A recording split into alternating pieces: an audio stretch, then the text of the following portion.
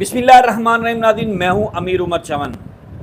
ناظرین، شہر کی مشہور شخصیت اور انجمن تاجران کے سرپرست اعلیٰ خواجہ ندیم کے ملازم کی موت پر پیش آنے والا افسوسناک واقعہ اس وقت پورے شہر کی توجہ کا مرکز بنا ہوا ہے، جس میں شاہد صدیق نامی ایک پرانے اور قابل اعتماد ملازم کی اچانک موت نے کئی سوالات کو جنم دے دیا۔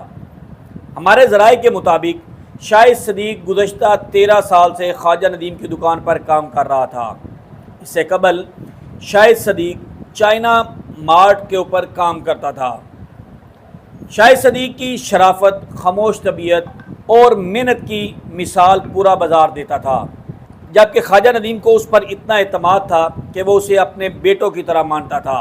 اس کی سب سے بڑی مثال یہ ہے کہ ایک دفعہ خواجہ ندیم کے بیٹے نے اس کے ساتھ سخت لہجہ استعمال کیا تو خواجہ ندیم کی فیملی کی طرف سے اپنے ہی بیٹے کو اس وقت تک نہیں بلوایا گیا جب تک کہ اس نے شاہد صدیق سے معافی نہیں مانگی۔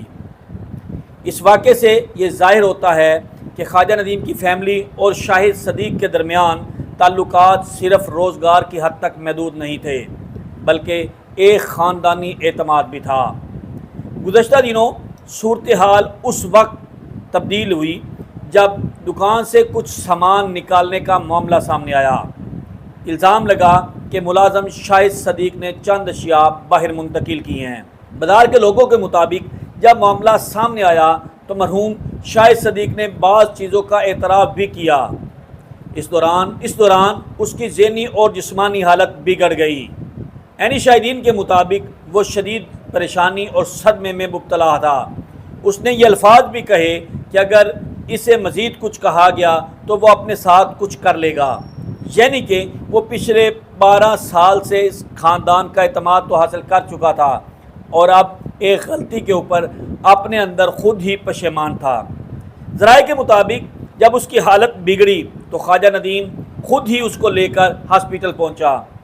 اس کے ساتھ مکمل اس کے جتنے بھی ہاسپٹل کے اندر معاملات ہیں وہ طے کرتا رہا۔ اس دوران پولیس وہاں پہ پہنچی، اس دوران ڈی ایس پی وہاں پہ پہنچا اور اس کے سامنے بھی شاہد صدیق ملازم نے بیان دیا کہ وہ اپنی مرضی سے بغیر کسی دباؤ میں خود اس نے گولیاں کھائی ہیں۔ بیسیکلی شاہد صدیق انتہائی شریف آدمی تھا اور اس نے جب اس کے اوپر یہ الزام لگا یا اس نے یہ غلطی کی تو وہ ذہنی طور پر اور دلی طور پر پشیمان تھا کہ ایک گھر جس کا اس کے اوپر اتنا اعتماد ہے کہ انہوں نے اپنے بیٹے کو بلانا تک مناسب نہیں سمجھا، جب اس کے ساتھ بدتمیزی کی تو اس گھر کے اندر وہ چوری کی اس نے یا کچھ اس کے ساتھ اس سے غلطی ہو گئی۔ ناظرین، اس افسوسناک واقعے کے بعد شہر میں مختلف افواہیں گردش کرنے لگیں۔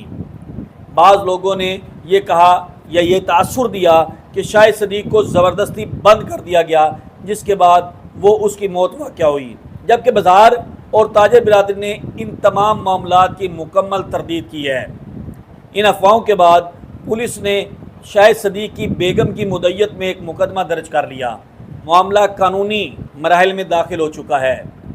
ایک طرف ایک شریف اور محنت کا شخص اپنی جان سے ہاتھ دھو بیٹھا تو دوسری طرف ایک ایسے دکاندار یا ایک ایسے خاندان پر الزامات لگائے جا رہے ہیں جن کے بارے میں بازار تو کیا پورا شہر جو ہے وہ اچھے الفاظ استعمال کرتا ہے۔